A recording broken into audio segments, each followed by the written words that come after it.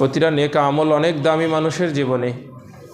এটা শুধু রমজান মাস কেন্দ্রিক না, সারা জীবনের প্রতিটা মুহূর্তেই মানুষের জন্য তার নেক আমল অপরিহার্য, যেটা দুনিয়াতে বোঝা যাবে না, যার ওজন বোঝা যাবে আখেরাতে। ছোট্ট একটি এক্সাম্পল দিলে বোঝা যাবে দুনিয়া এবং আখেরাতের পার্থক্য বা তুলনাটুকু বোঝা যাবে। আজকে দুনিয়াতে যদি আমরা দেখি, কোনো দোকানে গেলাম, কোনো একটা জিনিস আমার পছন্দ হয়েছে, জিনিসটার দাম 20 টাকা, আমার কাছে 18 টাকা আছে বা 19 টাকা আছে, 20 টাকা নাই। ও 20 টাকার কমে দিবে না, আপনি আনতে পারবেন? দোকানদার আপনাকে দিবে না, ওটার দাম 20 টাকা। কয় টাকা? আপনার কাছে 20 টাকা নাই, 1 টাকা কম আছে, ও দিবে না 1 টাকা কমে, আপনাকে আনতে পারবেন? পারবেন না। আর ওই 1 টাকা ছাড়া আপনাকে 1 টাকার তখন বোঝা যায় যে 1 টাকার কি গুরুত্ব। 1 টাকার কি গুরুত্ব সেদিন ওই লোক বুঝতে পারে যে আমি এই 1 টাকার কারণে এই জিনিসটা পারলাম না, 10 টাকার কারণে, 100 টাকার কারণে আমি এত পছন্দের জিনিসটা কিনতে পারলাম না। আরও ক্লোজ করে বলি, দুনিয়া হলো এরকম, আপনি চাইলে যদি দোকানদার আপনাকে চিনে থাকে, পরিচিত হয়, বাকি আনারও সিস্টেম আছে।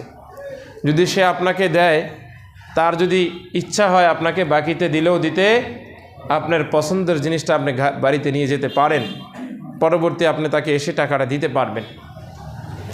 অথবা যদি বলি যে আপনার কাছে নাই, আপনার পাশে কারো থেকে ধার করে আপনি 10 টাকা, 5 টাকা, 1 টাকা, 2 টাকা দিয়ে আপনার পছন্দের জিনিসটা আপনি আনার সুযোগ আছে কি নাই? আছে। দুনিয়াতে যদি এই হয়, দুনিয়াতে মানুষের 1 টাকার প্রয়োজনে, দুনিয়াতে মানুষ 10 টাকা, 20 টাকা, 100 টাকা, 1000 টাকার কারণে মানুষ তার কাঙ্ক্ষিত বিষয়টি হাতে পায় না। 1 টাকার কি প্রয়োজন, কি দাম ওই ব্যক্তির তখন বুঝে আসে যখন 1 টাকার কারণে তার কাঙ্ক্ষিত জিনিস সে পায় না। 10 টাকা, 5 টাকার কি মূল্য তখন তার বুঝে আসে। নচেত কত টাকা, কত জায়গায়, কত সময় খরচ করি, ওই সময় বুঝে আসে না। কিন্তু বিপদে পড়লে 1 টাকার কত দাম, 10 টাকা, 20 টাকার কত দাম বুঝে আসে। আমার এমন হলো, একদিন মেট্রো রেল তখন হয় নাই, মাদ্রাসা গেছিলাম, মাদ্রাসা থেকে আসার পথে আমার কাছে টাকা হঠাৎ করে, সেদিন বাসার থেকে ভুলে জামা চেঞ্জ করছি, তো ওই জামার পকেটে টাকা ছিল, আমি টাকা নিয়ে যাইনি, ভুলে ওখানে গিয়ে এখন আমার পকেটে টাকা নাই, আমি যেতেও পারতেছি না, আসতেও পারতেছি না। তখন বাধ্য হয়ে আমার ক্লাস ধরতে হবে। আমি হেঁটে 5 টাকা, তখন ভাড়া ছিল 5 টাকা, লজ্জায় কাউকে কিছু বলতে পারছিলাম না। হেঁটে আমি 5 টাকার জন্য সেই 11 নম্বর গেছি, হেঁটে শেওড়াপাড়া থেকে। 5 টাকার মূল্য সেদিন বুঝে আসছে যে 5 টাকার জন্য আমাকে কতটা হাঁটতে হয়েছে। এইরকম অনেকের জীবনী খুঁজলে পাবেন, এরকম অনেক ঘটনায় অনেকের জীবনে আছে। এই কথাটা ভাই এই মুহূর্তে এই জন্য বলা যে নেক আমলের কত প্রয়োজন হবে এটা দুনিয়াতে বুঝে আসবে না। দুনিয়াতে টাকা দিয়ে হয়তো কিছুটা বোঝানো সম্ভব, আখিরাতে বুঝে আসবে যখন একটা মাত্র নেক আমলের কারণে আপনি জান্নাতে যেতে পারবেন না, একটা মাত্র নেক আমলের কারণে আপনাকে জাহান্নামে যেতে হবে। একটা মাত্র নেক আমল দরকার ছিল আপনার নেক আমলের পাল্লাটা ভারী হওয়ার জন্য।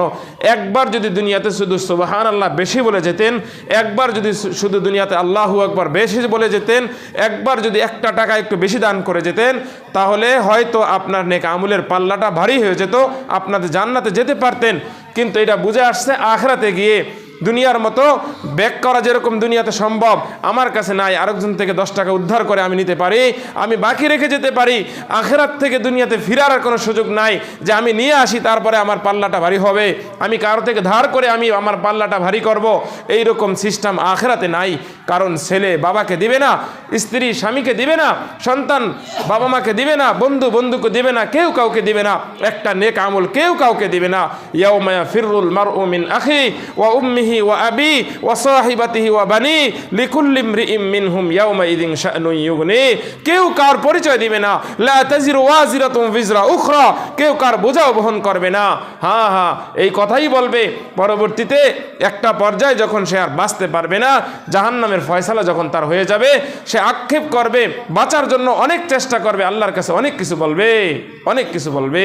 আল্লাহ, আমার ছেলে মেয়েদেরকে জাহান্নামে দাও, আমার স্ত্রীকে জাহান্নামে দাও, দুনিয়ার সবাইকে জাহান্নামে দাও, কিন্তু আমারে দিও না আল্লাহ, আমাকে দিও না, আমাকে দিও না।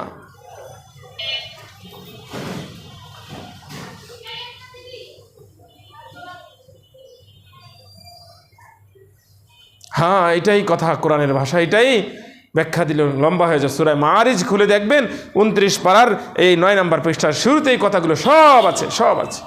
ওমান ফিল আরদি জামিআ সুম্মা ইউনজি, আল্লাহ দুনিয়ার সবাইকে জাহান্নামে দিয়ে দাও, তারপরও আমাকে দিও না আল্লাহ, আমাকে দিও না। ফয়সালা যখন হয়ে যাবে তখন আর কিছুই করার থাকবে না, শুধু একটা মাত্র নেক আমলের কারণে সে ফেসে যাবে। একটা মাত্র নেক আমল আজকে দুনিয়াতে আমাদের বুঝে আসে না, এই জন্য আমরা এটা হাতে নাতে আমরা কিছু বুঝি না, বিদায় আমরা হাজারো নেয়ামত থাকা সত্ত্বেও আমরা বঞ্চিত হচ্ছি। তো আল্লাহ তাআলা নেক আমলের দরজা খুলে দিয়েছেন আমাদের জন্য, নেক আমলের জন্য এক মৌসুম বানিয়ে দিয়েছেন রমজান মাস। সেই রমজান মাস আমাদের সামনে আগত। রমজান মাসটাকে আমরা কিভাবে নেক আমলে গুনাহমুক্ত অবস্থায় কাটাতে পারি, রমজানের আমাদের আমলের তরতিবগুলো কেমন হওয়া উচিত, সেই মর্মে